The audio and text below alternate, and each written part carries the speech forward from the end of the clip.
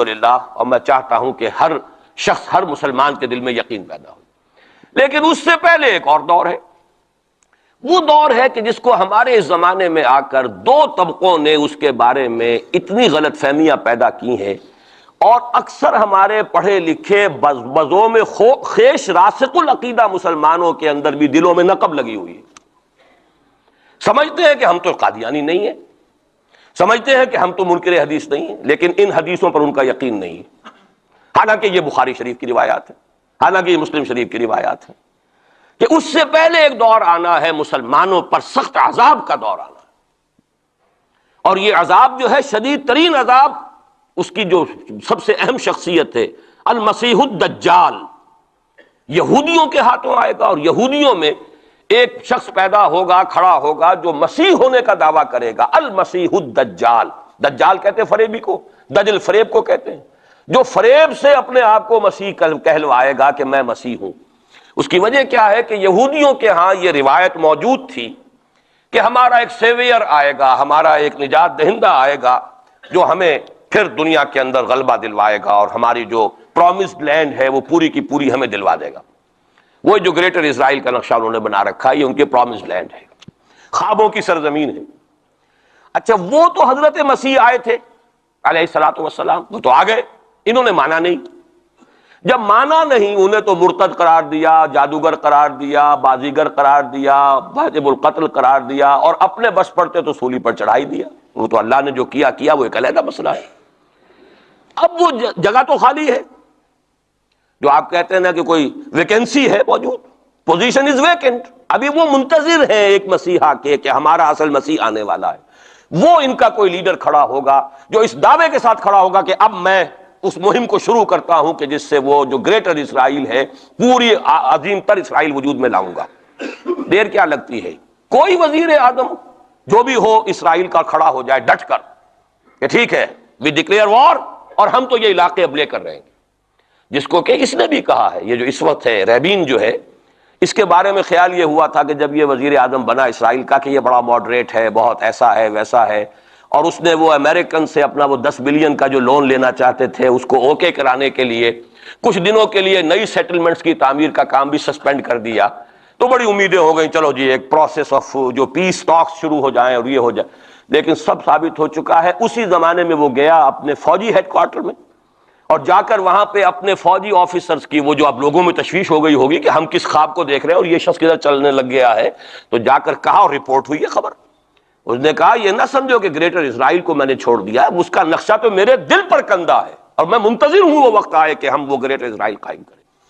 کوئی شخص کھڑا ہو جائے گا، اس کے لیے وہ ڈکلیئر کر دے گا، کوئی شکلیں اور کوئی سچویشن ہو سکتی ہے۔ اور اس اعتبار سے نوٹ کیجئے کہ یہ بابری مسجد کی شہادت کے بارے میں یہ صحیح بات کہی جا رہی ہے کہ یہ در حقیقت ایک فیلر ہے، ہنود اور یہود کے جو گٹھ جوڑ ہے۔ یہ میں آپ کو پہلے بتا چکا ہوں کہ یہ جو وہاں کا ہندو فنڈامنٹلسٹ ہے ہندوستان کا، باقاعدہ وفد گئے اسپین، یہ معلوم کرنے کے لیے کہ اسپین میں مسلمانوں کو جو ایکسٹرمینیٹ کیا تھا کس طریقے سے کیا تھا۔ باقاعدہ یہ تو ریسرچ کرتے ہیں، محنتیں کرتے ہیں، اور بہت ہی مستقل مزاجی کے ساتھ کام کرتے ہیں، انہوں تو باقاعدہ اس کا بھی جائزہ لیا ہوا ہے۔ پھر اسرائیل کے ساتھ جو ہم کے کانٹیکٹ ہو رہے ہیں، اور ابھی جو اسرائیل کا وزیر اعظم وہاں پہ آنے والا تھا، وہ وزیر خارجہ غالباً کسی وجہ سے ابھی جو صورت ہو گئی ہے اس کو ملتوی کیا ہے، تو یہ در حقیقت یہ دیکھنا ہے کہ مسلمانوں کے اندر جان ہے تو کتنی، یہ فیلرز پھینکے جایا کرتے ہیں، اندازہ ہو جائے کتنا ری ایکشن ہے۔ وہ ری ایکشن جتنا کچھ تھا ہو لیا، اور ہمارا ری ایکشن ہونا کیا ہے؟ اس سے پہلے جب مسجد اقصیٰ کے ساتھ جو بھی بے حرمتی ہوئی اور جب یروشلم گیا ہے، کتنا کوئی رونا پیٹنا ایک دفعہ تو پورے عالم اسلام میں ہو گیا تھا، اب کہاں ہے وہ رونا پیٹنا؟ اب تو ریکنسائل کیے بیٹھے، اب تو وہی عرب ممالک ایک ٹیبل پر جا کر میڈرڈ میں تو بیٹھ آئے نا آخر اسرائیل کے ساتھ، اور اب مسلسل گفتگو ہے واشنگٹن میں جو ہے، ایک پہلا round, second round, third round, کبھی تو اس کے ساتھ ایک میز پر بیٹھنا گوارا نہیں تھا، اس کو ریکگنائز کرنے کا کوئی سوال نہیں تھا، اب اس کی باتیں بھی ہو رہی۔ تو معلوم ہوتا ہے کہ یہ سارے جو ہیں حالات، یہ کوئی ایسی باتیں نہیں ہیں، کوئی فیری ٹیلز ہوں، یہ کوئی پریوں کی کہانیاں ہوں جو آنے والی ہیں کیسے ہم مان لیں۔ یہ صحیح عقیدہ اسلامی ہے، ازرو احادیث، حضرت مسیح علیہ السلام زندہ آسمان پر اٹھائے گئے، اور وہی حضرت مسیح علیہ السلام دوبارہ آئیں گے، اور یہودیوں کا آخری قلع قمع انہی کے ہاتھوں ہوگا، اور یہ در حقیقت قرآن مجید کا جو فلسفہ ہے انبیاء اور رسول کے بارے میں، اس کے عین مطابق ہے۔ جس قوم کی طرف کوئی رسول بھیج دیا جاتا تھا، وہ قوم جب رد کر دیتی تھی رسول کی دعوت کو، اتمام حجت کر دیا رسول نے، 950 برس تک دعوت دی، قوم نے رد کر دیا، یا حضرت ہود نے کتنے عرصے دعوت دی اس کی وضاحت نہیں ہے، طویل عرصے تک دی، قوم نے رد کر دیا۔ حضرت صالح نے کتنے عرصے دعوت دی، قوم نے رد کر دیا۔ پھر کیا ہوتا تھا؟ اس قوم کو ہلاک کر دیا جاتا تھا، ختم کر دیا جاتا تھا، پھر اس کا نام و نشان نہیں چھوڑا جاتا تھا۔ فَقُطِعَ دَابِرُ الْقَوْمِ الَّذِينَ ظَلَمُوا، جڑ کاٹ دی جاتی تھی اس ظالم قوم کی۔ لا یرا الا مساکنہم، اب ان کے صرف مسکن نظر آتے تھے، وہ رہنے والے نظر نہیں آتے تھے۔ چلے جائیے قرطبہ میں دیکھ لیجئے، اور غرناطہ میں جا کر محل دیکھ لیجئے الحمرا، لیکن جو لوگ یہاں کبھی آباد تھے ان کا نام و نشان بھی نہیں ہے۔ یہ تو اب جو آثار قدیمہ ہیں، سیریں کر لیجئے جا کر، مسجد قرطبہ بھی ہے، سیر کر لیجئے۔ وہ تو اقبال کو تو خیر کوئی اجازت بھی مل گئی تھی نماز پڑھنے کی خاص کوئی، ورنہ وہاں پر تو اس کا بھی امکان نہیں ہے۔ اس کے ہارٹ میں جو ہے وہ چیپل موجود ہے، چرچ موجود ہے۔ بہرحال یہ سارے جو معاملات ہیں جان لیجئے اچھی طریقے سے کہ یہ واقعات جن کی خبریں دی گئی ہیں، یہ بالکل اس کے مطابق حالات کا جو ہے نقشہ بیٹھتا چلا جا رہا ہے۔ کوئی یہودی لیڈر کھڑا ہوگا اور وہ مسیح کا دعویٰ کرے گا، میں ہوں مسیح، چاہے وہ خود بھی جانتا ہو کہ میں جھوٹ بول رہا ہوں، اور جانتا ہوگا کہ جھوٹ بول رہا ہوں، لیکن یہ کہ تمام اس یہودیوں کو جمع کرنے کے لیے لازم ہوگا کہ وہ دعویٰ کرے۔ اس لیے کہ اب بھی موجود ہے، جو لوگ جانتے ہیں یہودیوں کو، یہودی اب بھی سپلٹ ہیں۔ ان میں جو زیادہ مذہبی طبقہ ہے وہ زائنسٹ نہیں ہے، بلکہ وہ ان سے اختلاف کرتا ہے۔ زائنزم کی اپنی ایک تحریک تھی، وہ یوں سمجھیے کہ ایک ریشسٹ نیشنلسٹ موومنٹ ہے، وہ ایک نسلی قومیت کے اوپر چلنے والی جو ہے وہ ایک قوم پرستانہ جو ہے تحریک ہے۔ جو مذہبی طبقہ ہے، جو یہودی داڑیاں رکھتے ہیں اور جو لمبے لمبے بال رکھتے ہیں اور کالی ٹوپیاں پہنتے ہیں اور لمبی شیروانیوں ٹائپ جو ہے ان کے لانگ کوٹس ہوتے ہیں، اور یہ وہاں مینہٹن میں بڑے نظر آتے ہیں گھومتے ہوئے، اور بہت سرمایہ دار ہیں، اسی لیے نیو یارک کو جو یارک کہا جاتا ہے۔ وہ یہودی جو ہے وہ ان میں بڑا طبقہ بھی موجود ہے کہ جو اس زائنزم کو اور اسرائیل کو تسلیم نہیں کر رہا۔ تو ظاہر بات ہے کہ ان کے لیے ضرورت ہوگی کہ کوئی مذہبی اپیل آئے، منتظر تو وہ بھی ہے مسیح کے، اب آنا تو نہیں ہے، وہ مسیح جو آئے گا وہ تو آئے گا ان کی ہلاکت کے لیے، اس سے پہلے کوئی کھڑا ہوگا اور اس کو پھر یہ مذہبی یہودی بھی مان لیں گے۔ نتیجہ یہ ہوگا کہ جو بھی پوری دنیا کا یہودی ہے وہ اس ایک علاقے میں آ جائے گا، اور وہ اپنے اس گریٹر اسرائیل کے لیے پھر جو وہاں پر جنگ کی بھٹی دہکے گی۔ یہ کتاب الملاحم، اکثر جو حدیث کی کتابیں ان کے آخر میں آ کے کتاب الملاحم کا باب ہے علیحدہ علیحدہ، جس میں کہ اس دور کی خبروں کا جو ہے حضور نے پوری پیشن گوئیاں کی ہیں کہ یہ کچھ ہونا ہے۔ جہاں تک المسیح الدجال کا تعلق ہے، اس کے بارے میں تو الفاظ یہ ہیں کہ کوئی نبی اللہ کا ایسا نہیں گزرا کہ جس نے مسیح الدجال کے فتنے سے خود پناہ طلب نہ کی ہو اللہ کی۔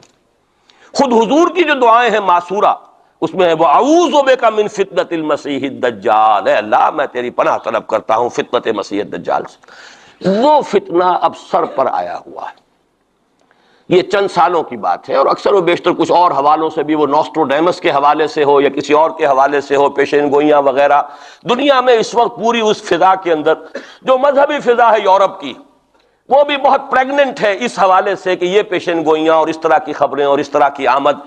چنانچہ میں کئی مرتبہ کر چکا ہوں کہ آپ کو امریکہ میں بمپرز کے اوپر سٹیکرز ملتے ہیں، مسیح is coming, Jesus is coming, یہ عیسائیوں کا ہے، وہ بھی منتظر ہیں حضرت مسیح کی آمد کے، ہم بھی منتظر ہیں حضرت مسیح کی آمد کے۔ بہی مانا کہ حضرت مسیح نازل ہوں گے، حضور نے خبر دی ہے، اور آ کر مسلمان کے پیچھے نماز پڑھیں گے، وہ ایک امتی کی حیثیت سے آئیں گے، اب نبی کی حیثیت سے نہیں آئیں گے، بلکہ اپنی امت جو ہے یہود جنہوں نے کہ ان کو انکار کر دیا تھا قبول کرنے سے، ان کو سزا دینے آئیں گے، انہی کی ہلاکت اور بربادی کے لیے آئیں گے، جیسے کہ حضرت نوح کی نگاہوں کے سامنے ان کی قوم ہی نہیں، ان کا بیٹا بھی غرق کیا گیا نگاہوں کے سامنے، جس طرح کہ حضرت ہود کی نگاہوں کے سامنے ان کی قوم جو ہے وہ برباد کی گئی۔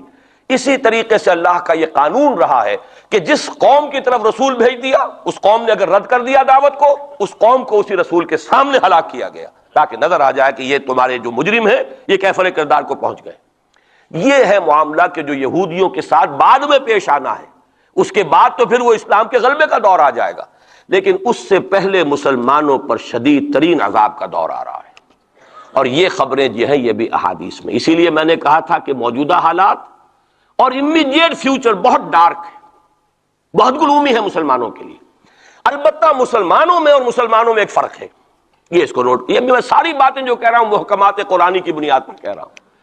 میرا تو بہرحال جو بھی اب زندگی گزری ہے قرآن مجید کے پڑھنے پڑھانے میں گزری ہے، اسی پر سوچ بچار ہے، گفتگو میری ہے تو قرآن کے حوالے سے الحمدللہ، دعوت ہے تو قرآن کی ہے۔ تو میں جو کچھ کہہ رہا ہوں، لیکن اب ہر چیز کے لیے تفاصیل سے اور تفصیل کے ساتھ دلائل بیان کرنے کا یہ وقت نہیں ہے، مختلف مواقع پر میں اس کے لیے دلائل دیتا رہا ہوں۔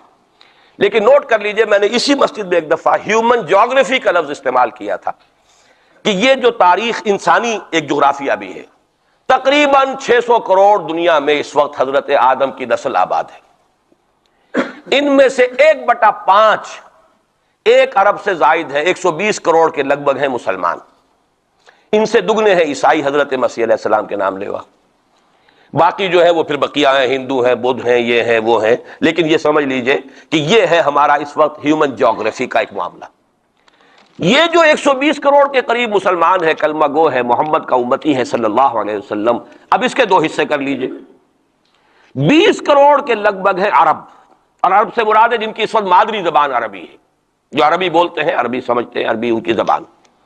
نسلاً سب کے سب عرب نہیں ہیں، ان میں بربر بھی ہے، شمالی افریقہ کے بربر ہیں نسلی طور پر، لیکن یہ کہ جب مسلمان وہاں غالب آ گئے ان کی زبان ہی ختم ہو گئی، تہذیب بھی ختم ہو گئی، وہ بالکل پورے عربائزڈ ہو گئے، یہاں تک کہ سوڈانی پورے عربائزڈ ہیں، ان کی عربی زبان ہے، عربی بولتے ہیں۔ تو یہ سب کے سب جو اس وقت میں عرب جو کہہ رہا ہوں وہ در حقیقت عرب جو کہ عربی بولنے والے عرب ہیں، اور دوسرے جو ہے نان عرب وہ تقریباً 100 کروڑ ہیں، اور اس میں بھی نوٹ کر لیجئے ان میں سے لگ بھگ 40 کروڑ سب کانٹیننٹ میں آباد ہے، سب کانٹیننٹ پاکستان، بھارت اور بنگلہ دیش، 40 کروڑ۔ کتنی بڑی تعداد ہے امت مسلمہ کا 1/3، اگر ٹوٹل 120 کروڑ ہے تو ٹوٹل کا 1/3 جو ہے وہ ان 3 ملکوں کے اندر ہے جو کبھی ایک ہندوستان ہوتا تھا، اسی لیے میں اس کے لیے لفظ استعمال کرتا ہوں بر عظیم پاک و ہند، اس میں 40 کروڑ کے قریب مسلمان۔ بہرحال اس میں جو تقسیم ہے ازرو قرآن وہ 2 کی ہے، امیین اور آخرین، یہ قرآن کی اصطلاحات ہیں۔ سورہ جمعہ میں هو الذی بعث فی الامیین رسولا منہم، ایک امیین ہیں جن میں سے خود حضور تھے عرب، آپ کی زبان عربی اور انہی کی زبان میں قرآن نازل ہوا، نوع انسان را پیام آخری حامل رحمت للعالمین، وَكَذَلِكَ أَنزَلْنَاهُ قُرْآنًا عَرَبِيًّا لَعَلَّكُمْ تَعْقِلُونَ، لعلکم تعقلون میں تو مخاطب نہیں ہوں، میری زبان تو عربی نہیں ہے، لعلکم تعقلون میں کون مخاطب ہے؟ وہ جن کی زبان عربی ہے۔ ان لوگوں کو اللہ نے رتبہ زیادہ دیا، فضیلت دی، اس سے بڑی فضیلت کیا ہوگی؟ حضور انہی میں سے ہیں صلی اللہ علیہ وسلم، منہم هو الذی بعث فی الامیین رسولا منہم، انہی میں سے۔ پھر یہ کہ ان کی زبان میں اللہ نے اپنا کلام نازل کیا، فضیلت بھی بڑی ہوئی، لیکن فضیلت جہاں بڑی ہوتی ہے ذمہ داری بھی زیادہ بڑی ہوتی ہے، اور زیادہ بڑی ذمہ داری والا آدمی کوتاہی کرتا تو سزا بھی زیادہ بڑی ہوتی ہے۔ تینوں چیزیں جو ہے لازم و ملزوم ہیں، جن کے درجے ہیں سوا ان کی سوا مشکل ہے، درجہ سوا ہے، بلند ہے، ذمہ داری بھی زیادہ ہے، کوتاہی ہوگی تو سزا کی بھی زیادہ مستحق ہو گئے۔ اس کا مصداق ہے عالم عرب، خاص طور پر وہ جو اصل عرب ہے پرانے، لیکن طبعاً چاہے وہ غیر عرب تھے لیکن عربی زبان اب ان کی مادری زبان ہو چکی ہے، وہ بھی اس میں شامل ہوں گے۔ ان پر اصل سزا کا دور ان پر آنا ہے، اور ایک عجیب بات ہے انہی پر اصلاً ایک سزا کا دور پہلے بھی آیا تھا، یہ سیکنڈ ٹائم ہے، جیسے کہ بنی اسرائیل کے بارے میں آیا ہے وَقَضَيْنَا إِلَىٰ بَنِي إِسْرَائِيلَ فِي الْكِتَابِ لَتُفْسِدُنَّ فِي الْأَرْضِ مَرَّتَيْنِ وَلَتَعْلُنَّ عُلُوًّا كَبِيرًا، بنی اسرائیل کے لیے بھی ہم نے طے کر دیا تھا کہ 2 مرتبہ تم 2 سرکشی کرو گے اور ہمارے عذاب کے کوڑے تمہاری پیٹھ پر برسیں گے۔ یہی معاملہ بنی اسماعیل کا ہے۔ پہلا دور ان پر آیا تھا کب؟ آج سے 750 برس قبل، کروڑوں قتل کروائے تاتاریوں کے ہاتھوں،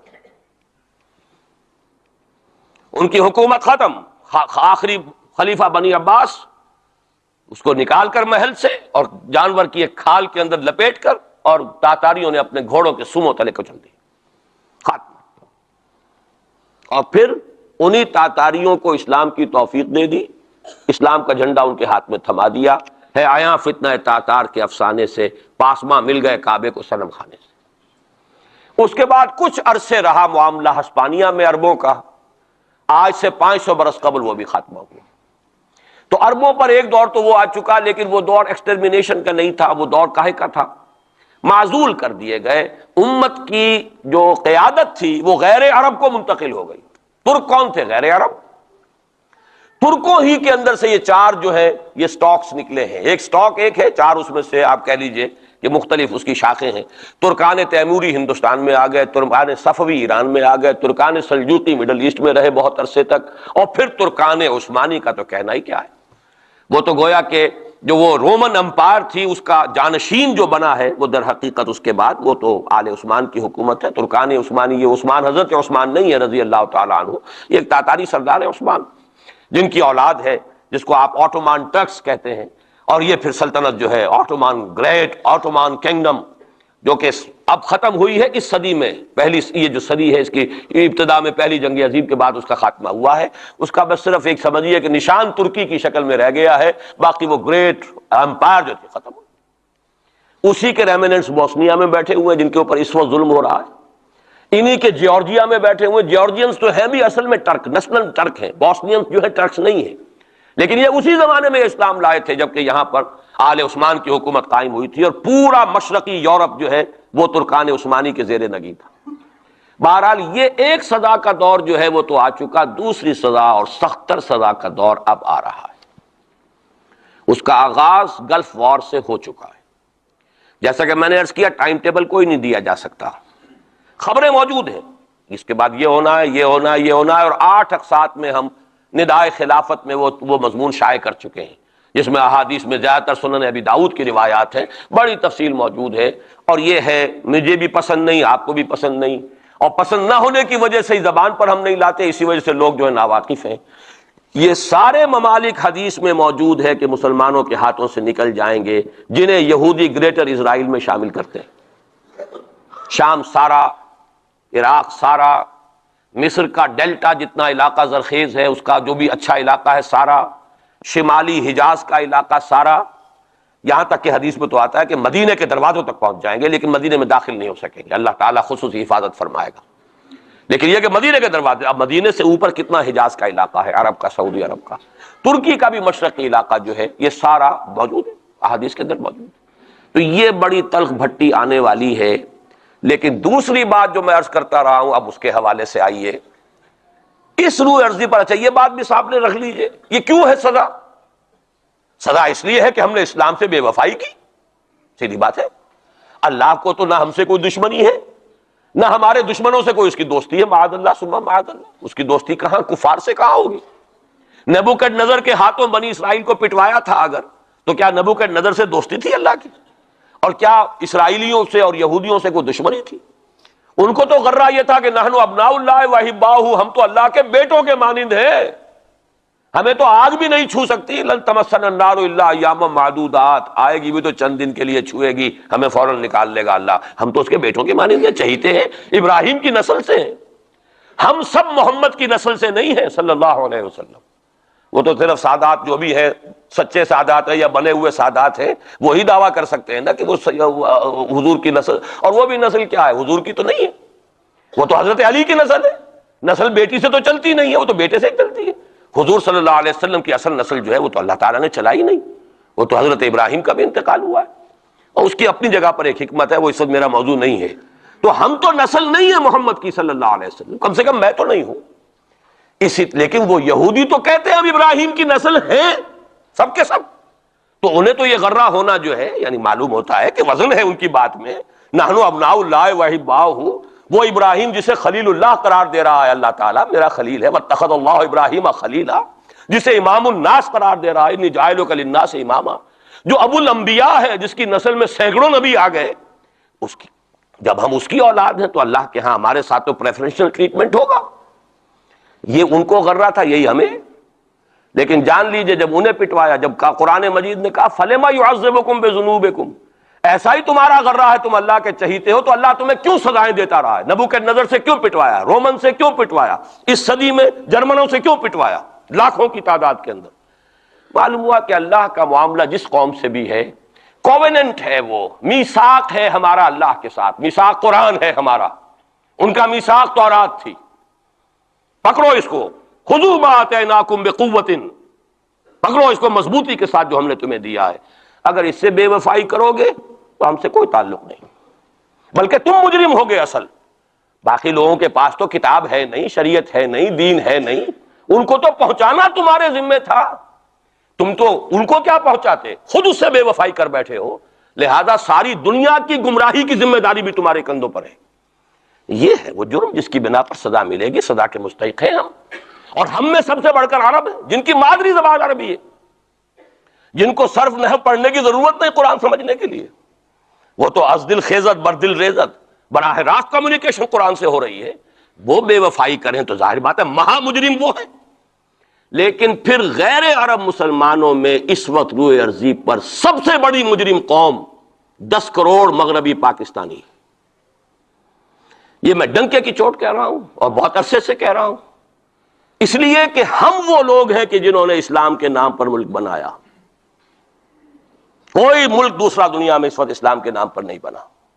ہم وہ لوگ ہیں پاکستان بنانے کے لیے لاکھوں جانیں مسلمانوں کی کلمہ گوؤں کی گئیں اور ہزاروں عصمتیں لوٹیں، اور نہ معلوم کتنی مسلمان لڑکیاں اور عورتیں جو ہے رہ گئیں پھر بھی ہمیشہ ہی سکھوں کے پاس، اور وہ آئی نہیں پاکستان اس اسلام کے نام پر. اور کیا کیا ہے ہم نے؟ 46 برس ہو گئے، اس کہاں اسلام ہو. لہذا اس سے بڑی مجرم قوم عربوں کے بعد. ہم یہ کہہ سکتے ہیں ہمارا عام آدمی قرآن نہیں پڑھتا، قرآن جانتا نہیں، ٹھیک ہے، اپلی ہے کچھ نہ کچھ، اس اعتبار سے ان کے بعد نمبر ہمارا ہے. لیکن باقی پوری دنیا کے مسلمانوں سے بڑھ کر مجرم ہم. اور ہم اصل میں نہ صرف یہ کہ خود اپنے حصے کے مجرم ہیں، بھارت کے مسلمانوں کا بھی سارا وبال ہماری گردن پر ہے. آج میں چاہتا ہوں کہ اس کو آپ اچھی طرح نوٹ کر لیں. بھارت کے مسلمانوں نے، جسے آپ فرض کفایہ کہتے ہیں، نماز جنازہ فرض کفایہ، چند لوگوں نے بھی کسی مسلمان کی نماز پڑھ لی تو سب کی طرف سے ادا ہوگی، کسی نے بھی نہیں پڑھی تو سب مجرم ہو جائیں گے، بستی کے سب لوگ مجرم ہوں گے. بھارت کے مسلمانوں نے فرض کفایہ ادا کیا جب پاکستان بنوا دیا آپ کو، اور اس کی قیمت آج بھی وہ دے رہے ہیں. کھلے نعرے لگ رہے ہیں مسلمان کے 2 استھان، پاکستان یا قبرستان، تیسرا کوئی جگہ نہیں. ڈنکے کی چوٹ کہا بابری مسجد کے بعد ایل کے اڈوانی نے، ہم ساری مسجدیں گرا دیں گے ہندوستان کے اندر، کوئی مسجد باقی نہیں چھوڑے. ڈنکے کی چوٹ، اعلانیہ، یہ سب کچھ ہو رہا. اور یہ نعرے تو نہ معلوم کب سے لگ رہے ہیں، اور نہ معلوم کب سے میں یہاں ان مسجدوں کے اندر بھی اور اپنی تقریروں میں غور کرتا رہا ہوں کہ کیا وہاں ہو رہا ہے. لیکن ہمارے تو کان پر جوں نہیں ریگتی. ہمارے تو وہی دھندے ہیں، وہی کاروبار ہے، اپنا بزنس ہے، اس کے سارے مسئلے ہیں، اس کی اپنی بلڈنگیں ہیں، اپنی موٹریں ہیں، اپنے ٹیلی ویژن ہیں، اپنے کئی کورسز کے ڈنرز ہیں. اللہ خیر صلی اللہ، ہمیں بحث کیا اسلام سے؟ تو بتائیے ہم سے بڑا مجرم کون ہوگا؟ آج جو کچھ ہندوستانی مسلمان پر بیت رہی ہے اس کا جرم ہمارے کندھے پر. یہ میں جذباتی انداز میں نہیں کہہ رہا، میں تو 2 اور 2 4 کی طرح ثابت کر سکتا ہوں. انہوں نے فرض کفایہ ادا کر دیا. اور اس وقت یاد کیجئے مولانا ابوالکلام آزاد، مولانا مدنی، جمعیت علماء ہند کے علماء اپنے تقدس اور اپنے تدین اور اپنے تقوی کے اعتبار سے انکوسچنیبل، کوئی شک و شبہ نہیں ہو سکتا ان کی نیت پر اور ان کے تقوی پر اور کردار پر. انہوں نے کیا کہا تھا؟ یہی کہا تھا کہ یہ پاکستان بنا کر تم مسلمانان ہند کو 3 حصوں میں تقسیم کر دو گے. 3 میں کہا تھا، 2 میں نہیں، 3 میں. حالانکہ بظاہر تو ایک پاکستان بن رہا تھا نا، لیکن یہ مولانا ابوالکلام آزاد کے الفاظ تھے کہ 25 برس سے زیادہ یہ 2 خطے یکجا نہیں رہ سکتے. اور 25 برس کیا، 24.25 برس میں ٹوٹ گیا پاکستان. 25 برس پورے نہیں ہوئے، اور ان کے الفاظ تھے یہ کہ 25 برس سے زائد جمع نہیں رہ سکتے. 24.25 برس میں ختم ہو گیا.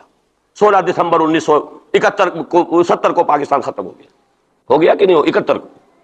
بہرحال نوٹ کرنے کی بات ہے، ہم نے کیا کہا تھا؟ میں بھی مسلم لیگی تھا، میں نے بھی نعرے لگائے، چاہے غیر شعوری دور تھا، ہائی اسکول اسٹوڈنٹ تھا. پاکستان کا مطلب کیا، لا الہ الا اللہ، فلک شگاف نعرے لگائے ہیں. اور نوائے وقت کا پرچہ انتظار کرتے تھے اسٹیشن پر کھڑے ہو کر، حصار ریلوے اسٹیشن کے اوپر، کہ اب گاڑی آئی اور اب نوائے وقت لیا، اور پھیل گئے پورے شہر میں اس کو پہنچانے کے لیے. ہم کیا کہا کرتے تھے؟ جی نہیں، 2 طرف سے پاکستان جو ہے مضبوط پاکستان ہوگا. ہندوستان میں کسی ہندو کو جرت ہوگی مسلمان کے لیے کوئی میلی نگاہ سے دیکھنا بھی؟ وہ سارے خواب کہاں گئے؟ وہ تو حرم ہوئے. وہ 2 طرف کا جفا تھا وہ تو ختم ہوا، اس لیے کہ وہ زنبور تو اب رہا ہی نہیں، وہ تو کھل گئی، نوٹ ہی ختم ہوئی وہ مشرقی پاکستان. اور حال یہ ہے کہ آپ کی وزیر اعظم بنگلہ دیش نے یہ بھی پسند نہیں کیا کہ بابری مسجد پر جو بیان تھا وہ نواز شریف صاحب کے ساتھ مشترک بیان دے دیں. یہ اشتراک بھی دنیا کے سامنے نہ آ جائے کہ مشرقی پاکستان سابقہ اور اس وقت بنگلہ دیش کی وزیر اعظم اور مغربی پاکستان جو اب وٹ ریمینز آف پاکستان کے تحت صرف Like and subscribe for more videos.